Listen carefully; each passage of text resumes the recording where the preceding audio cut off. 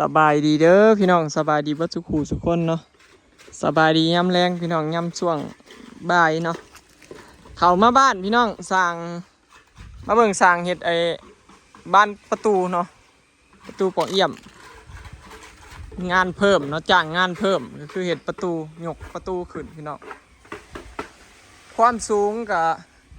ของบานประตูน่ะ1.40 พี่น้องความกว้างน่ะ1.20ให้มันแคบกว่าเก่าเนาะพอเฮ็ด2 บานให้แคบกว่าเก่าตัวเก่ามัน1.50เนาะอันนี้พวกแคบกว่าเก่า30 เซนเป็นไดพี่น้องงามอยู่บ่บาดนี้คือแล้วบ่คันบ่คือแล้วสิให้สร้างทุบใหม่เฮ็ดใหม่อีก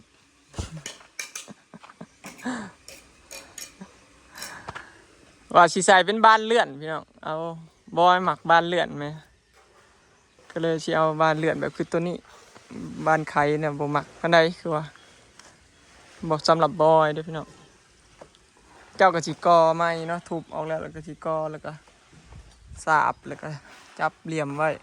ใส่ประตู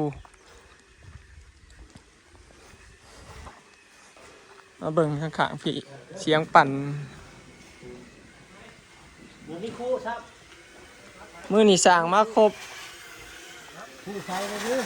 ทางนี้ก็อัดห้องนี่พี่น้องสร้างสาบกอแล้วก็สาบแล้วก็ทุบสร้างค่อย ตอนแรกว่าสิใส่อีกบ้านหนึ่งแต่ว่าคิดไปคิดมาแล้วบ่เฮ็ดห้องใช่แล้วพี่น้องนั่นนี่เสียดห้องอยู่พุ่นสั้นร้อยผู้บ้านเสียดสั้นร้อยเอาเนาะเปลี่ยนแบบแล้วมาคิดเห็นว่าสั้นร้อยงามก็เลยเสียดห้องสั้นร้อยแทนเอาห้องแบบนี้ก็เลยฉาบซะตัวนี้ก่อปิดเอาไว้เนาะใส่แต่บ้านช่องบ้านนี่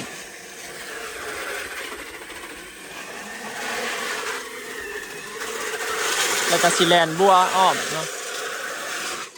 แล้วก็แลนบัวตีนมันตีนเฮือนมันมีเงินจะขี้ยกพื้นขึ้นพี่น้องเป็นอะไรพี่น้องความกว้างจำนี้กับความสูงจำนี้งามบอกกระจกเนาะพอดีอยู่บอกพี่น้องเอาเบิ่งใส่กันเนี่ยว่าแบบได้งามดีเอาแคบกว่านี้บ่เอาหน่อยกว่านี้บ่พี่น้องเนาะสำหรับกระจกเนาะซ้ำห้องนี่พอดีอยู่บอกพี่น้อง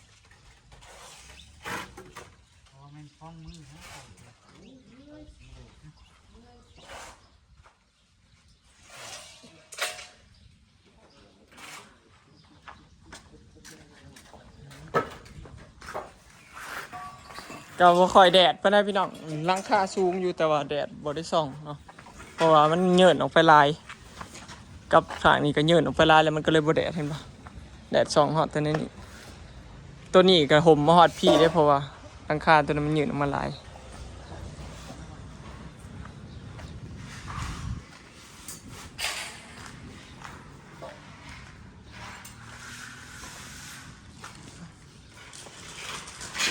เอาแบบเอาเหลี่ยมๆมือรูประบาดมือแล้วเด้อ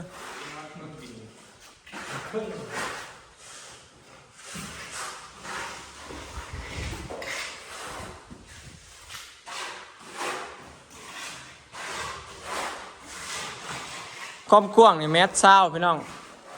คันเขาใส่ขอบใส่ยังมันแล้วก็สีเหลืออยู่ประมาณ1 หรือ1.10แบบบ่เกินนี่พอขอบกระจกอีกด้วย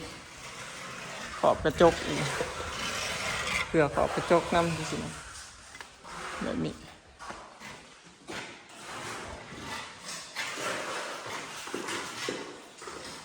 ว่านี่สร้างเท่าก็ไม่ได้มาได้เงินแล้วก็เปื้อเลยพาเมียไปเที่ยวเซ้ยรอโอ้จบงานแล้วบ่มาปล่อยลูกน้องเฮ็ดเอง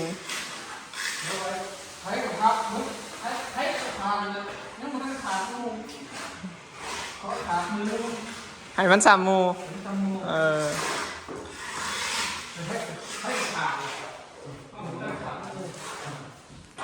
ขาเบิ่งมันเชี่ยวออกมาแบบใดพี่น้องขาเบิ่งโลดเบิ่งช่วงแล้วก็สีงามกว่าเก่าอยู่ ราะว่าเห็ดน้อยกว่าเก่าหลายพี่น้องนี่บ้านน้อยๆ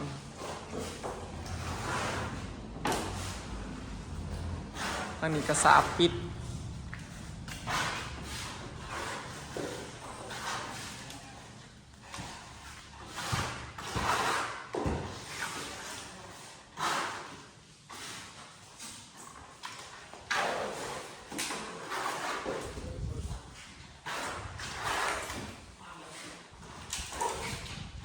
และอยู่ทาทรงทาสีเนาะทาสีเฮือนใหม่ตอนแรกว่าอยากเห็ดห้องมานี้นะพี่น้องแล้วชี้ใหญ่ประตูมานี้เนาะแต่ว่าบอกมันอยากหลวงเลยก็เลยเปลี่ยนเอาแบบนี้ซะปิดซะ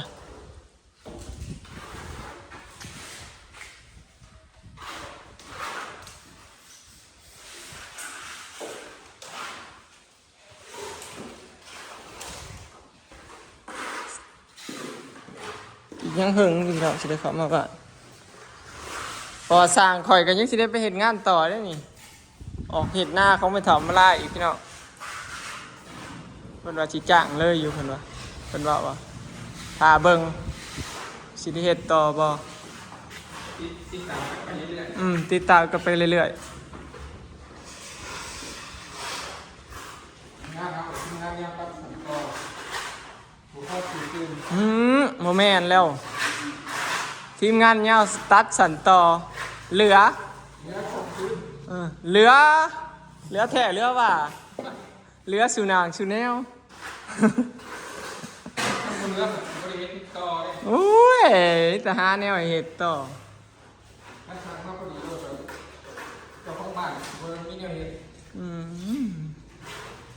สงสัยเขาไปเห็นคลิปไปเห็นนั่นนี่สิเห็ดยังแต่สงสัยสั่งนี่ว่ามีแต่มันเรือเนาะ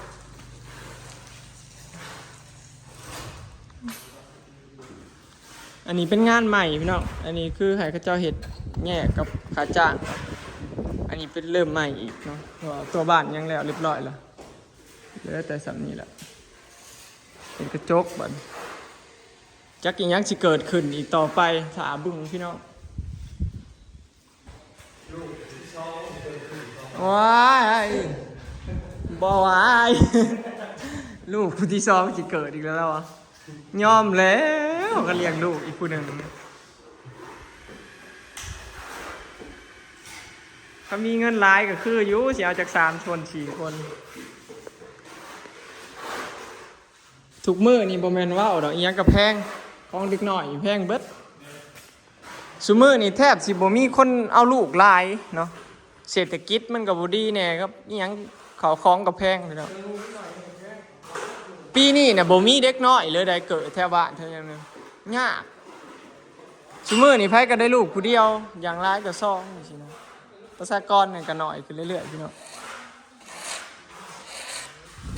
พอบ้านนะครับบ่ได้มีสวัสดิการยังคือฝั่งไทยเด้ฝั่งไทยเกิดลูกมาเขาเจ้ายังได้เงินเด้แต่บ้านเฮานี่มีบ่ได้มีหยังพี่น้องสวัสดิการยังก็บ่มีแต่หาเงินเลี้ยงเองเงินผู้เฒ่าผู้แก่ก็บ่มีเด้พี่น้องแม่นเงินผู้เฒ่าคือฝั่งไทยเนี่ยบ่มีเด้บ่มีหยังเลยว่าง่ายซะพี่น้องบ่ได้มีคือไทยเนาะฝั่งไทยนี่ดีเด้เขาเจ้ามีอยู่สวัสดิการนั่นนี่บ้านเฮา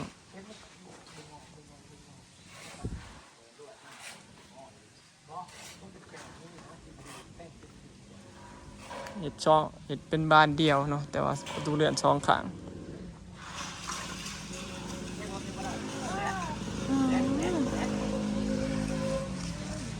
เบิ่งมุมข้างนอกพี่น้องอันนี้ผู้สมปูน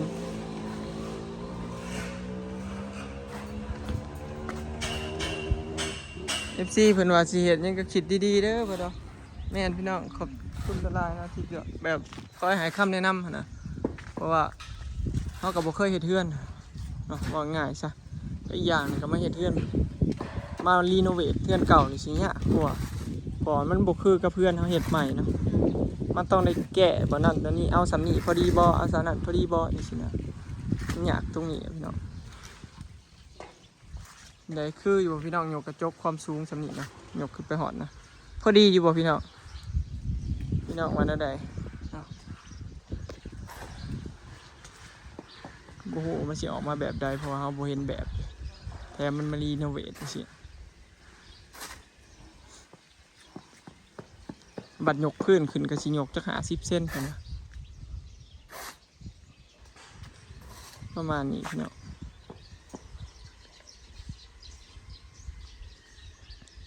เทื่อยกพื้นก็เฮ็ดห้องหนึงอย่างนี้เนาะพอดีล่ะ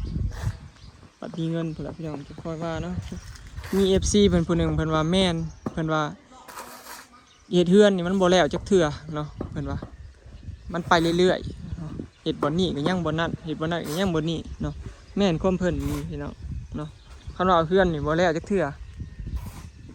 คือแบบบ่อ้อยเว้าเนี่ยเห็นโตเฮือนแล้วยังมีเกาะออกมานี่เห็นบ่เกาะออกมานี่ยังมีแผนจะเกาะออกมาอีกพี่เด้อพี่น้องบ่ยังมีเฮ็ดนี่เลยยังเรียกว่าจะเฮ็ดห้องครัวใหม่อยู่เลยน่ะเห็นบ่เฮือนน่ะมันบ่แล้วจักเทื่อคือเพิ่นเว้านั่นแหละเฮ็ดไปเรื่อยๆนะเฮือนแบบ เนาะคำว่าเฮ็ดเฮือนไผอยากกันเบิดเงินเบิดคำก็ให้เฮ็ดเฮือนผู้เฒ่าผู้แก่เพิ่นว่าแม่นอีหลีพี่น้องไผอยากเบิดเงินเบิดคำก็ให้เฮ็ดเฮือนเพิ่นว่าเบิดคักเบิดแน่รถคำว่าเฮ็ดเฮือนเพิ่นว่าแม่นอีหลี สู้ต่อเนาะพี่น้องเดี๋ยวหาเงินไปเรื่อยๆเนาะคอยเฮ็ดไปทีละหน่อยคือเพิ่นว่าหั่นล่ะเฮ็ดสำกำลังเฮาเนาะบ่เร่งบ่ฮ้อนบ่ใจฮ้อนบ่รีบคอยเฮ็ดไปเฮ็ดไปทีละอย่าง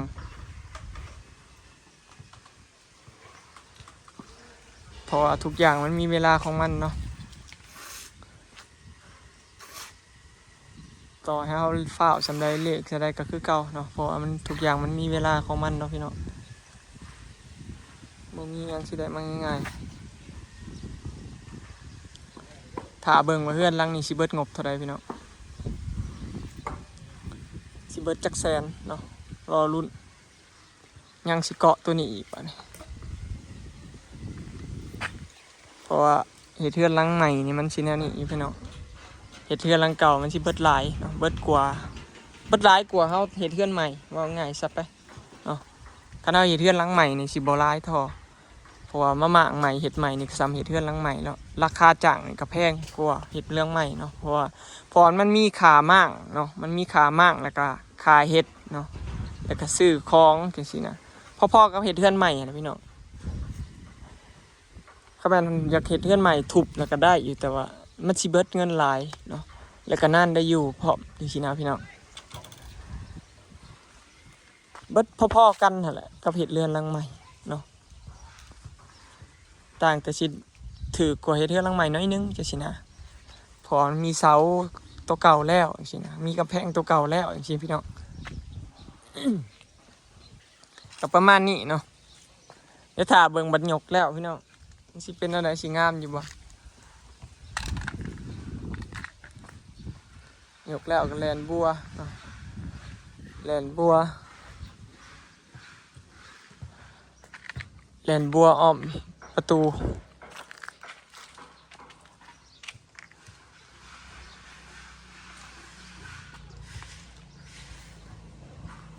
โอเคเนาะพี่น้องคลิปนี้ก็สิขอเก็บภาพบรรยากาศไว้สำนี้เด้อเนาะพี่น้องฝากเบิ่งคลิปฝากเป็นกำลังใจให้ในเด้อเนาะพี่น้อง